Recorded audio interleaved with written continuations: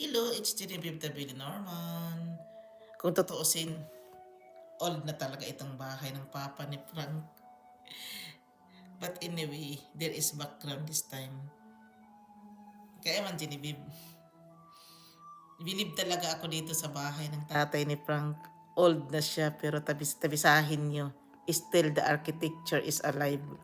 Kaya talaga sila naiinis to me. Ano palang gusto nilang palabasin? Na pangitin ko itong sarili ko because of them? Doon talaga ako naguluhan sa inyo. Mga walang utak. Para kayong si virus. Hindi talaga kayo nag-isip. O ano palang gusto nilang palabasin? Napangitin ko tong sarili ko because of them. Wala naman akong pakialam sa inyong lahat. O, still the beauty is here, mga manang. Hindi talaga ako magpapatalo. Excuse you. Oo. Still the beauty. Still sorrow is there. Ano ba kayo? Kayo na lang siguro ang hindi nakakaintindi to me, but the elegance is still wearing. Ano ba kayo?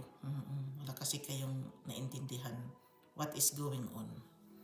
Kaya wala na akong magawa dyan.